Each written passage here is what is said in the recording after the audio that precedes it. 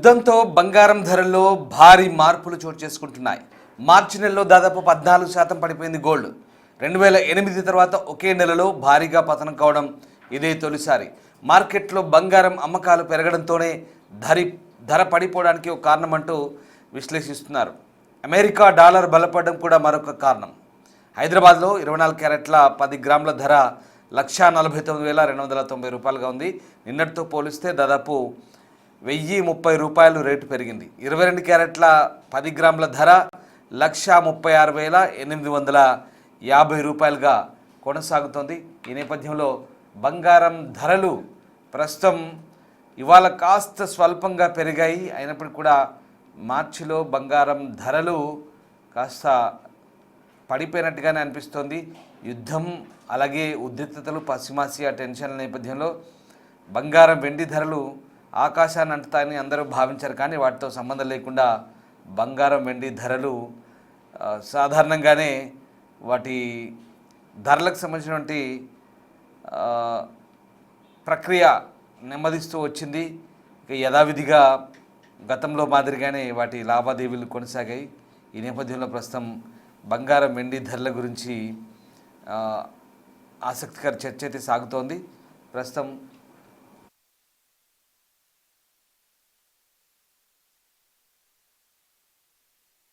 మార్కెట్లో సిచ్యువేషన్ ఎట్లా కొనసాగుతుంది, అలాగే ఈ మార్చి దాదాపు ముగుస్తుంది కాబట్టి ఇక వచ్చే నెల బంగారం వెండి ధరలకు సంబంధించి ఎలాంటి ఎఫెక్ట్ ఉండబోతోంది, మార్కెట్లో ఈ ధరల ప్రభావం, యుద్ధ ప్రభావం ఏ రకంగా దానిపై పడే అవకాశం ఉంది. మా reporter Gautami, market expert Ravi రమేష్తో అందిస్తారు. ఇరాన్, ఇజ్రాయెల్ అండ్ అమెరికా, దీనికి సంబంధించిన వార్ ఏ విధంగా నడుస్తుందో మనం చూస్తూ ఉన్నాము.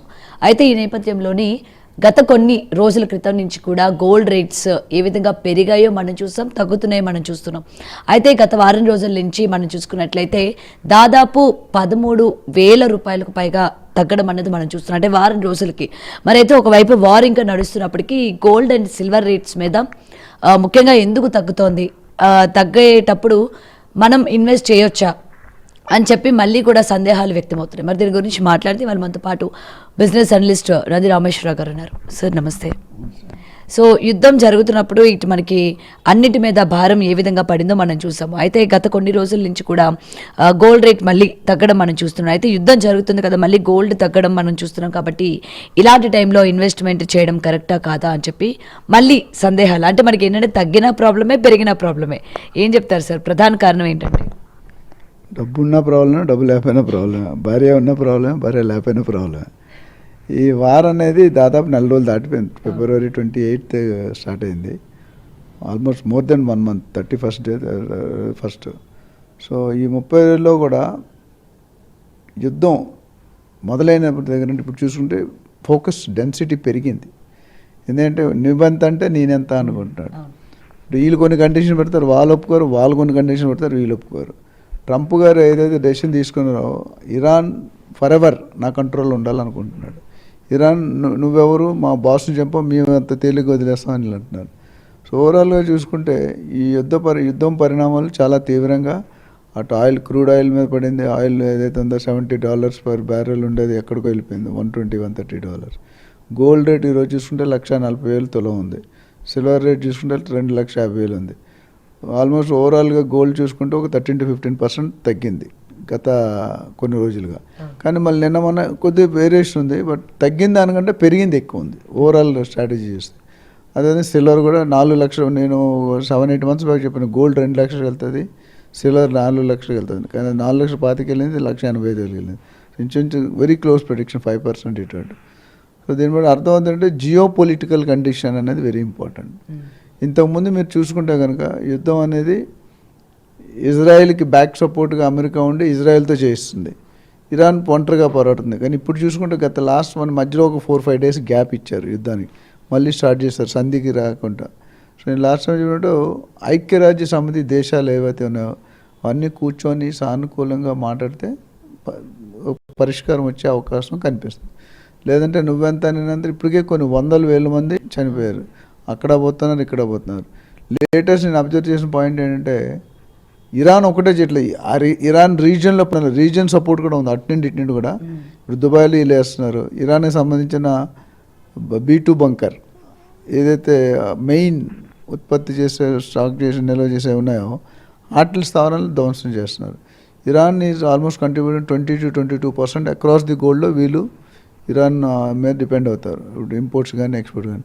సో ఇరాన్ ఏమంటున్నారంటే మేము చెప్పింది వినకపోతే మేము గ్లోబల్ ఇంటర్నెట్ డిస్రప్షన్ క్రియేట్ చేస్తూ ఉంటారు. అంటే సముద్రంకి కొన్ని వేల అడుగుల్లో ఇంటర్నెట్ కనెక్షన్స్ ఏవైతే ఉన్నాయో అవి ధ్వంసం చేస్తే యుఎస్ మళ్ళీ కొన్ని వారాలు కొన్ని నెలలు పడుతుంది చేయడానికి. సో ఈ మొత్తం గూగుల్, అమెజాన్, ఫేస్బుక్ ఇవన్నీ ఏవైతే ఉన్నాయో entire thing is depending on that internet cable. So వీళ్ళు already they stopped the ships of other except India కాకుండా ఏషియన్ కంట్రీస్లో మెయిన్గా ఇరాన్కి, ఇజ్రాయెల్కి సంబంధించిన నావలు ఏవైతున్న పడవలు అట్లా ఆఫీసు తిరిగి పంపిస్తున్నారు. ఇండియాకి మాత్రం మన ఆల్రెడీ ఒక షిప్ రీచ్ అయింది. సో పరిస్థితి గ్యాస్ ప్రకారం చూసుకుంటే కనుక మనకి ఇండియాకి నెక్స్ట్ 2 నెలలు ప్రాబ్లం లేదు, ఒకవేళ ల్యాప్ చెప్పాను. కానీ ఇప్పుడు ఏమైంది, మిగతా దేశాలకు చాలా ఇబ్బంది పడుతున్నారు. దానివల్ల ఇప్పుడు ఏమైంది, కమర్షియల్ ఇప్పుడు మన దగ్గర కూడా కమర్షియల్ సిలిండర్స్కి కొద్ది ఇష్యూ ఉంది. గవర్నమెంట్స్ ఇక్కడ స్టేట్ గవర్నమెంట్ కానీ సెంట్రల్ గవర్నమెంట్, ఆంధ్ర, తెలంగాణ, నరేంద్ర మోడీ గారు వీళ్ళందరూ కూడా మనకి రెసిడెన్షియల్కి కొరత రాకుండా చూసుకుంటాం. కమర్షియల్కి definitely there may be some challenges, but అది కూడా రాకుండా ఇక్కడ మెయిన్ ఏంటంటే బ్లాక్లో అమ్ముకుంటున్నారు సిలిండర్లు. అది it's causing issue the common public. ఎందుకంటే 1000 రూపాయలు 4000, 5000కి అమ్ముతున్నారని విన్నాను, మేమైతే కొనలేదు. లాస్ట్ టైం మనకి గ్యాస్ కొరత ఉందని కానీ ఒక్కసారిగా మొత్తం కూడా బ్లాక్లో 10,000 కూడా పెట్టుకున్న వాళ్ళు చాలామంది ఒక సిలిండర్ కొన్న 4 సిలిండర్ 5 సిలిండర్ బుక్ చేసుకుంటారు డిఫరెంట్. ఒక్కొక్కడికి 2-3 సిలిండర్స్ అయితే ఉంటాయి జనరల్గా. 2 అయితే తక్కువ ఉన్నారు, 3-4 ఉన్న వాళ్ళు కూడా ఉన్నారు. రకరకాల పేర్లు, రకరకాల కొడుకు కోడలు రకరకాలు పెట్టుకుంటున్నారు. సో ఇప్పుడు ఏమవుతుందంటే పెట్రోల్ బంకులు కూడా మొన్న కొంతకాలం మూసివేశారు. బట్ ఇప్పుడు మళ్ళీ 2 రోజులు కొద్దిగా హైప్ చేసి లేని పబ్లిక్ కూడా ఉన్నదని చెప్పినా నమ్మట్లేదు. అన్నసర్లీ భయపడి పెట్రోల్ పంపుల దగ్గర 2 కిలోమీటర్ 3 కిలోమీటర్ లైన్ చేసి ట్రాఫిక్ జామ్ చేశారు. మోడీ గారు ఒక పక్క చెప్తున్నారు ఇవన్నీ కూడా ఫేక్ న్యూస్, హైప్డ్, ఇవన్నీ నమ్మకండి, మీకు పెట్రోల్ పుష్కలంగా దొరుకుతుంది చూపించే. అది కాకుండా రేట్లు ట్యాక్స్ అనేది తగ్గించారు. ఇప్పుడు పెట్రోల్కి డీజిల్కి 10 రూపాయలు 20 రూపాయలు అని తగ్గించారు.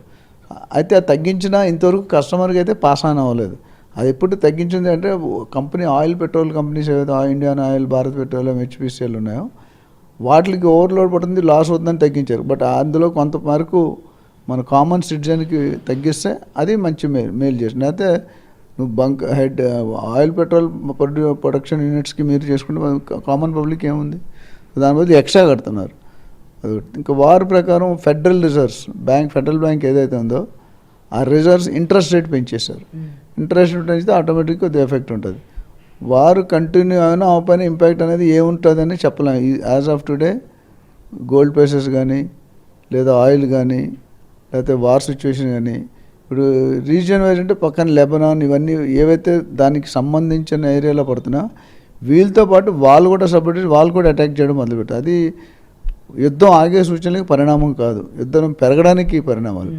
సో ఇప్పుడు మన లాస్ట్ టైం చెప్పి ఇరాన్ కొన్ని హక్కులు అడుగుతుంది, మేము ఎంత కోల్పోయాము దానికి కాంపెన్సేషన్ ఇవ్వండి, మా రాజుని చంపడానికి మీరెవరు, ఎందుకు చంపారు, నెగోషియేట్ ఎందుకు చేయలేదు, అట్లానే మీరు కమిట్మెంట్ ఇవ్వండి మాకు, మేము మళ్ళీ యుద్ధం చెయ్యను, మీరు కమిట్మెంట్ ఇస్తే కాదు ఆల్ ఇంటర్నేషనల్ కంట్రీస్ సమక్షంలో రైటింగ్లో ఇవ్వమంటారు. అది ఈజ్ నాట్ రెడీ. ట్రంప్ పెట్టే కండిషన్ ఆయన పెడుతున్నారు, వీళ్ళు పెట్టే కండిషన్. ఇది ఒక పచ్చగడ్డ వేస్తే బగ్గుమనే రకంకి వెళ్తుంది కానీ ఆగే సూచనలు ఎక్కడ లాస్ట్ 1 month పరిణామంలో దాని మీద ఎవరు నెగోషియేట్ చేయట్లేదు, వీళ్ళు చేయట్లేదు వాళ్ళు. ఇప్పుడు వీళ్ళంటే అంత ఇరాన్ అంతం చేస్తాం, ఆల్రెడీ 70% కూల్ చేసాం, మీకు 20% మీకు ఏమి ఉండరు, నేను చెప్పిన రాజు పెట్టుకోవాలంటున్నారు కింగ్ని, వాడు ప్రెసిడెంట్ ఎవరైతున్నారు. అది as a human being ego వల్ల అడ్డుకో, అది మన చిన్న కంట్రీ అనుకుంటే వాళ్ళు చిన్న కంట్రీ కంటే పెద్ద కంట్రీలా ఫైట్ చేస్తున్నాడు. ఇరాన్ కూడా వాళ్ళకి కూడా మద్దతు ఉంది రకరకాలు. ఇండియా ఏంటంటే అందరితో హ్యాపీగా ఉంది, రష్యాతో హ్యాపీగా ఉంది, చైనాతో హ్యాపీగా ఉంది, ఇజ్రాయెల్తో హ్యాపీగా ఉంది, అమెరికాతో. సో మన బైలాటరల్ రిలేషన్షిప్ అనేది పాటు చేసుకోవట్లేదు. బట్ ఇప్పుడు మీరు అక్కడ చూసుకుంటే ఇరాన్ నుండి చైనాలో గోల్డ్ రేట్ తగ్గించారు, gold is down, Dubai is already crash. So ఆటోమేటిక్గా ఇండియాలో రేట్లు పెరగడానికి సూచనలు తక్కువ. ఇది ఒక బులియన్ మార్కెట్ అనేది ఒక మాఫియా, ఒక గేమ్. సో దాన్ని ఎప్పుడు పెంచుతారు, దానికో మీరు చూడండి ఎవ్రీ 15 రోజులు పెడితే మధ్యలో 3-4 రోజులు